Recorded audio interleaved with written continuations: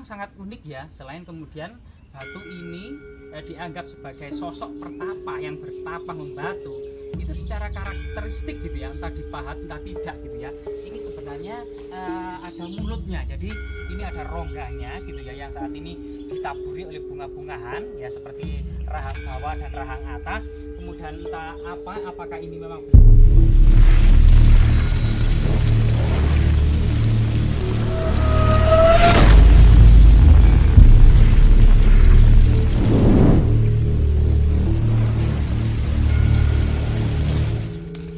sebuah bukit kecil yang mengingatkan bahwasanya Pulau Jawa dahulunya lautan ya, sekitar 60 juta tahun yang lalu.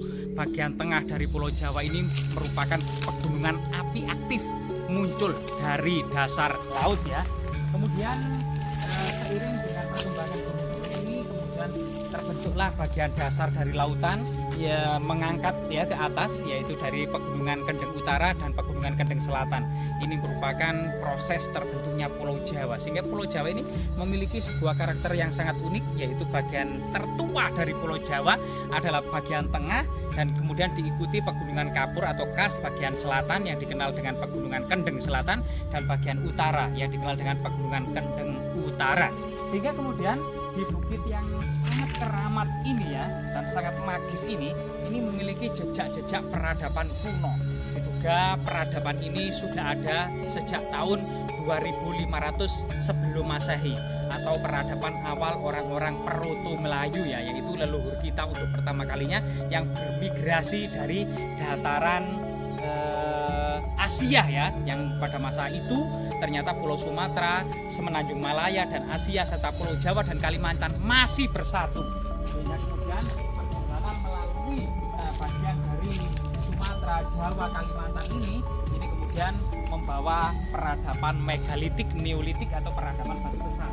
Di mana ciri-ciri peradaban batu besar antara lain adalah keberadaan menhir, dolmen, sarkofagus, kemudian tahta batu, punden berundak-undak. Ini merupakan tinggalan dari peradaban mereka. Seperti di belakang kita, coba kita sowan dulu ya. Ternyata memang di sini ada makam leluhur atau yang dipercaya oleh masyarakat sebagai pembangkit alas dari desa ini ya. Nah, di sekitarnya punya sekali jejak-jejak, baik itu kemudian peradaban megalitik, neolitik maupun jejak-jejak pertapaan. Nah, di sini ada salah satu makam leluhur, ada dua ya. Rahayu, Rahayu, Rahayu. Jadi coba kita soal dulu.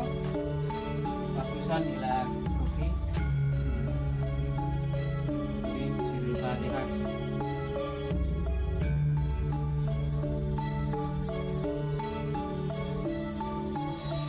Tepat kemudian di bagian nisan ini terbuat dari batu pipi berbentuk gunungan ya, yang dimana kemudian gunungan atau simbol Perawata Girinata ini merupakan dianggap sebagai tempat bersemayamnya arwah-arwah leluhur termasuk para dewa-dewa. Sedangkan bagian kaki ternyata ada sebuah batu yang berbentuk kotak atau seperti kubus, dan di tepat di atasnya itu ada tulisan Jawa Baru ya, mungkin ditulis dari yang merawat bangunan ini. Itu ada tulisan Jawa yang berbunyi Suro Biro Joyo Diningrat Lebur Dining Pangastuti. Nah, ini ada sesuatu kemudian ungkapan atau falsafah dari masyarakat Jawa ya, yang artinya memang segala keangkara murkaan itu pasti dikalahkan oleh kebenaran atau kebaikan atau pangastuti ya. Nah, ini coba kita lihat satu persatu batu-batu yang di sini ada memiliki bentuk yang sangat unik ya, dan lumayan sangat magis dan sakral. Misalnya di sini ini menyerupai memang menhir ya, ada beberapa 1, 2, 3, 4, 5, 6, 7. Ada 7 buah menhir, yang paling besar adalah yang ada di tengah dan paling magis. Ini masih dirawat oleh masyarakat sebagai situs megalitik ya, atau kabuyutan di masa kerajaan Majapahit. Kabuyutan ini memang dibedakan dari para penganut Buddha Mahayana yang di bawah naungan pejabat tinggi Dharmadaksa Kasokatan, maupun para penganut agama Hindu yang sangat besar dan mayoritas ini di bawah naungan Dharmadaksa Kasaiwan. Sedangkan kabuyutan, agama lokal, animisme, dinamisme termasuk karesian di dalamnya ini dibedakan dan di bawah naungan pejabat tinggi agama Menteri Berhaji. Nah, ini pada masa Majapahit. Sehingga Majapahit sebenarnya ini dengan falsafah Bhinneka Tunggal Ika Tadhana Dharma Marwa ini benar-benar memiliki jiwa yang sangat besar, mengayomi seluruh keyakinan, kepercayaan dan agama-agama yang menyebar di desa-desa, di gunung-gunung, di bukit-bukit dan lembah-lembah, baik itu kemudian yang bercorak Siwa Siddhanta maupun Buddha Mahayana maupun berbagai macam agama kabuyutan, agama lokal seperti ini. Ini salah satu bentuk kebesaran Majapahit dan sangat layak memang menaungi Nusantara ya sebagai bangsa yang besar, dan Majapahit pun sangat menyadari terutama di Indonesia Timur ini masyarakat masih menganut kabuyutan, animisme, dinamisme, peradaban batu besar seperti di Toraja ya, seperti di Lombok dan lain sebagainya ini. Dan bentuk-bentuk batunya ini juga beraneka ragam ya. Jadi misalnya seperti ini ada beberapa lubang ya yang menyerupai alat kelamin perempuan gitu ya. Ada yang kemudian ada semacam sandaran untuk dolmen atau tujuh dolmen ya untuk meja persajian yang besar, termasuk di sini ada jejak-jejak kemudian untuk menaruh kemudian persajian ya. Masa lalu memang banyak hal ya yang terkait dengan persajian, sehingga persajian ini merupakan tradisi prasejarah yang terus berlanjut hingga masa peradaban kuno. Hingga saat ini pun persajian di desa-desa masih kita dapati. Persajian salah satunya adalah wujud syukur ya, mempersembahkan bunga-bunga wangi, buah-buahan, nasi, makanan, ikan kepada sesuatu yang dianggap tempat bersemaya arwah-arwah leluhur, di mana kemudian arwah-arwah leluhur dihormati. Ini kalau menurut filsuf Tiongkok yaitu Konfuse, itu adalah cara bagaimana mendidik generasi muda untuk menghormati orang-orang yang sudah mati agar terbiasa untuk bisa menghormati orang-orang yang masih hidup. Jadi ini sesuatu yang sangat luar biasa. Orang yang sudah mati saja dihormati, apalagi kemudian orang yang masih hidup juga harus dihormati. Nah itu salah satu kemudian peradaban megalitik yang ada di Tiongkok sebelum Masehi ya, masa-masa Konfuse ya, Lause dan Mekse.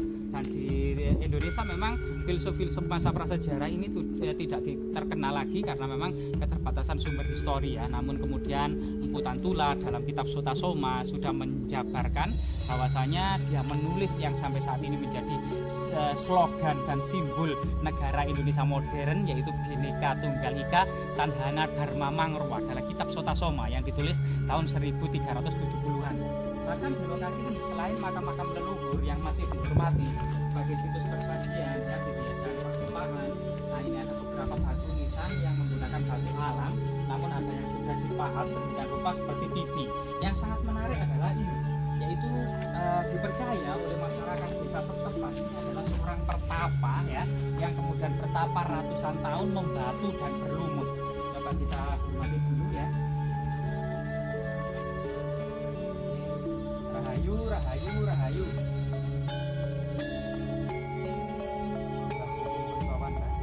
Jadi kalau kita lihat sepintas gitu ya, memang mirip seperti seseorang yang telah bersujud gitu ya, menghadap ke timur, entah untuk kemudian menghormati matahari mau terbit pada waktu itu ya, sebagai lambang munculnya kehidupan. Karena memang pada masa prasejarah atau masa kuno gitu ya, timur sebagai dianggap lambang munculnya kehidupan karena matahari terbit dari timur. Kemudian tenggelam ke barat sebagai berakhirnya kehidupan, yaitu memasuki dunia gelap kita ya. Nah itu kemudian sehingga barat dianggap sebagai lambang kemudian selesainya kehidupan ya, berakhirnya kehidupan. Dan memang sangat unik ya, selain kemudian batu ini dianggap sebagai sosok pertapa yang bertapa di batu, itu secara karakteristik gitu ya, entah dipahat entah tidak gitu ya, ini sebenarnya ada mulutnya. Jadi ini ada rongganya gitu ya, yang saat ini ditaburi oleh bunga-bungaan ya, seperti rahang bawah dan rahang atas. Kemudian entah apakah ini memang benar-benar matanya gitu ya, terlihat sekali lubang yang seakan-akan alami, entah itu memang dipahat oleh leluhur kita atau memang terbentuk seperti seperti cerita-cerita rakyat pada umumnya, yaitu misalnya maling kundang atau naga yang membatu atau sosok anak durhaka yang membatu, atau kemudian hewan-hewan yang lain yang bertapa membatu. Bahkan memang tidak bisa dipungkiri di Pulau Jawa ini banyak sekali ditemukan fosil-fosil mamalia purba ya, seperti kemudian banteng purba, kerbau purba, buaya purba, kan banyak sekali. Misalnya kita bisa lihat ke Museum Sangiran yang sudah ditetapkan sebagai situs warisan dunia oleh UNESCO. Nah di sini jika kita lihat ke sisi yang lain, misalnya di arah sini, ternyata batu ini malah mirip seperti katak bengkong ya. Katak bengkong atau berdindang gitu ya, itu dianggap sebagai simbol kekebalan dari segala senjata yang dimiliki oleh Prabu Brawijaya V. Nah, ini ada cerita tutur di lereng Gunung Welirang ini, yaitu bahwasanya Prabu Brawijaya V itu meskipun dipelantingkan dari tempat yang tinggi ke jurang atau mungkin dengan senjata apapun, tubuhnya itu tidak mempan, yang diduga kemudian menurut cerita tutur yang berkembang di lereng Gunung Welirang ini yaitu memiliki ajian atau ilmu katak bengkong, ya, yaitu sebuah katak berdindang yang biasanya itu kulitnya itu sangat tebal gitu ya, sangat tebal, yang sebagai lambang atau simbol kebal dari segala senjata. Nah, ini luar biasa sekali ya, ada fragmen-fragmen di kira ini Kediri kuno atau Kediri baru ya. Nah, apa namanya? Ini sangat detail sekali. Ini kemudian juga kelihatannya gagangnya ya. Gagangnya tadi ini yang sangat luar biasa sekali.